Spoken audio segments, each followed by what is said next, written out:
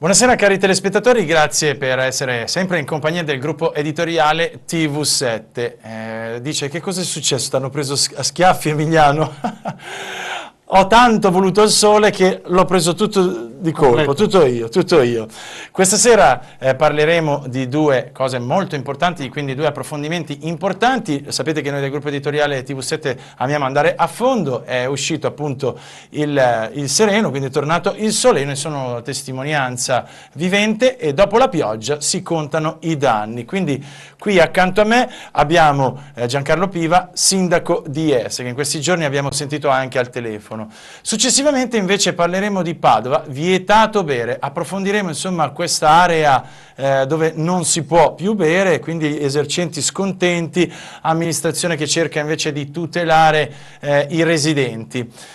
Ma prima di approfondire questa tematica, caro sindaco, e quindi diventare seri, vi rubo quell'istante per fare un po' lo sciocchino e festeggiare insomma, perché ho trovato, non so, stamattina sono arrivato in redazione, ho trovato questo, insomma, sulla Gazzetta, no? C'era scritto che la Juve era arrivata a 32 scudetti ed essendo proprio la mia squadra del cuore ho detto, ma facciamolo sapere, festeggiamo. La vedo felice per noi? Non gliene può fregare niente.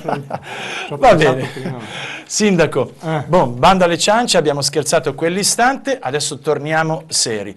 Allora, e dopo la pioggia si contano i danni, come innanzitutto la situazione dalle vostre parti, sentiremo varie testimonianze, varie telefoniche, quindi con altri sindaci e poi avremo anche qualcuno che ne sa per quanto riguarda il tempo. Prego, sindaco, a lei la parola. Intanto la situazione non è ancora, diciamo, tranquillizzata e normalizzata nei nostri territori. Io questa mattina ho fatto un sopralluogo in diversi punti del nostro territorio e anche dei comuni vicini a Este e abbiamo ancora delle zone che stanno scontando l'acqua che si è, diciamo, infossata nelle parti basse del territorio e che non si è ancora stati in grado di far defluire. Nella mia zona, nel mio comune, in particolare una via che è via Comuna, in questo momento ci sono ancora 2 famiglie che sono ospitate in albergo perché non si abbassa il livello dell'acqua e quindi non possono utilizzare i servizi all'interno delle loro case. Qui abbiamo trovato in rete addirittura un salvataggio da parte di un camion, quindi di una coppia bloccata insomma, di lavoratori su questo camion a Solesino, che è stato uno dei comuni fortemente colpiti. E quindi insomma, anche se è tornato il sereno, nulla insomma, per il momento sembra sincerare completamente la situazione. Ma io credo che abbiamo vissuto chi ha fatto queste notti insonni accanto e vicino ai cittadini, prendendosi tanti insulti a volte, però i sindaci servono anche per questo, perché è l'ultimo e l'unico baluardo di riferimento che hanno i cittadini. Ma abbiamo vissuto un po' i momenti del 2010, i momenti dell'alluvione, quando il Frassine ha rotto l'Argine, e li abbiamo vissuti per colpa di insomma, un piovasco importante, straordinario, eccezionale. Accettiamo allora, a breve andremo a fondo anche di questa cosa. Però al di là di tutto non possiamo pensare che questi nostri territori siano messi in ginocchio per la pioggia. Questo è inaccettabile e quindi è vero, dopo la pioggia non è che adesso ci scordiamo di ciò che è capitato. La mia paura invece è proprio questa, è per quello che continuo con ai Reporter per te ad approfondire un pochino questa tematica, perché sappiamo bene che l'italiano ha la memoria breve, quando c'è, o anche le televisioni, faccio il mea culpa, quando succede il guaio, tutti si rimboccano le maniche, ne parlano, andiamo, facciamo i collegamenti, e questo vale anche purtroppo per i diretti interessati. Dopodiché fortunatamente si tranquillizza la situazione e ci si dimentica, certo. Ma ci si ritrova poi l'anno prossimo di nuovo qua. Infatti, ma forse non l'anno prossimo, forse magari è il prossimo piovasco estivo e che magari mette in ginocchio altre zone dei territori. Io credo che dobbiamo veramente prendere sul serio il problema del deflusso delle acque nei nostri territori. Lo dobbiamo fare noi come amministratori locali e sempre per primi dobbiamo metterci di fronte alle nostre responsabilità, ma dobbiamo farlo anche imponendo a tanti privati, per esempio a tanti agricoltori, di ripristinare sistemare tutti i fossi che ci sono nei nostri territori, nei nostri campi. Una parte dei danni che sono capitati nel mio comune sicuramente sono dipesi anche dal fatto che questi fossati che segnano, diciamo, i confini delle varie proprietà o non avevano una manutenzione adeguata, oppure magari in qualche caso erano anche stati coperti, avevano arato tutto, fosso e quant'altro. Però c'è chi mi dice, quindi delle canalette, dei vari canali, c'è chi mi dice invece purtroppo si sta urbanizzando un po' troppo, le amministrazioni, e noi ce lo siamo detti in questo periodo, le amministrazioni passate, insomma, hanno concesso troppo alle zone industriali, insomma, alla possibilità del dio denaro di comprare aree. E questo poi è il risultato. Qui vedete un altro povero cittadino che si trova l'acqua in casa e gli indennizi, qualcuno mi ha detto che forse non ci sono quest'anno. Se non ci sono, esatto, sta girando purtroppo questa voce, non voglio fare allarmismo. Noi però stiamo aspettando per oggi o domani la dichiarazione dello stato di crisi da parte della Regione. E credo che il Presidente Zaia sicuramente provvederà a questo. Ciò che oggi però non sappiamo, e non so se Zaia ci possa dare su questa delle rassicurazioni, è se per questa emergenza ci saranno dei rimborsi, dei ristori ai nostri cittadini. E quello che abbiamo detto ai cittadini è una cosa molto semplice e va detta anche come comunicazione di servizio. Tutto ciò che voi spendete in questo momento per causa dei danni che vi è stata fatta dall'acqua, vedete di certificarlo tutto, di rendicontare tutto, in maniera che se ci fossero dei benefici, se ci fossero dei soldi a disposizione, si ha la possibilità di avere le pezze giustificative. Se mancano queste, sappiamo già fin d'ora che non è possibile poi intervenire con contributi decisi in che maniera. Sindaco, però parliamoci schiettamente, cioè se stanno veramente raschiando il barile per andare a trovare dei soldi per altre tipologie di discorsi, dove li tirano fuori di nuovo soldi per i rimborsi? In Europa? No, il governo ha un fondo che è legato alle emergenze. Quando ci sono i terremoti, quando ci sono state le alluvioni, questo fondo dà ristoro ai cittadini nei casi di emergenze. È chiaro che però ci siamo resi conto che anche dopo l'emergenza del Veneto c'è stata un'altra emergenza in un'altra regione italiana e questo sta ovviamente... Perché questo fondo non ristora l'agricoltore? Nel senso, sappiamo bene, Sindaco, che spesso per evitare il disastro, quindi all'interno della città o nella zona industriale, si sceglie di far allagare il campo. Quindi qualcuno ha detto, scusate, ma i campi sono nostri, sono miei o sono non lo so, di tutti? Allora datemi quello che è giusto. Non si sceglie mai di far allagare nessun campo. Guardi, Sindaco, io glielo dico perché diretti interessati mi hanno detto questo. Non è così. Tra le case che erano là, ricordo che sono andato a intervistare addirittura un canile, credo a Monselice, in zona Monselice, mi hanno detto, tra le case che c'erano là, vedi Emiliano, e il nostro canile, hanno fatto allagare il canile. No, non si fa allagare niente, non si fanno allagare pezzi di territorio, parti di territorio rispetto ad altri, non si fanno com'è allora? I comuni non hanno assolutamente né la possibilità né la competenza di fare scelte di questo tipo.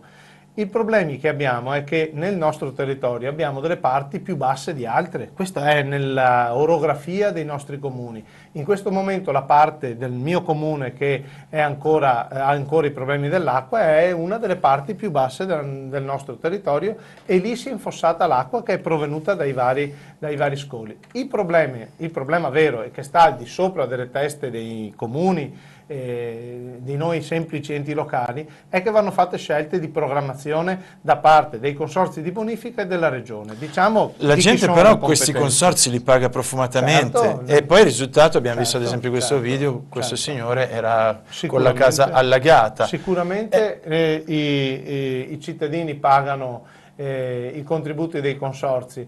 È chiaro che è necessario, per esempio, riteniamo nel nostro territorio, fare un intervento di un'idrovora importante nella botte di Vighizzolo e che consenta di pompare più acqua, di portare fuori più acqua. Ma lei crede che la soluzione siano queste pompe idrovore? Non ad esempio come fortemente qualcuno da anni invece insiste su quindi la via, scusate se è bloccato un attimo il video, Ecco ci qua. sono diverse... Quindi i bacini d'acqua, di laminazione... Non c'è una soluzione sola, nel senso che... L'idrovia, scusate, non mi veniva il termine. Dobbiamo mettere insieme diverse soluzioni, cioè bisogna avere la capacità di portarla fuori l'acqua quando arriva.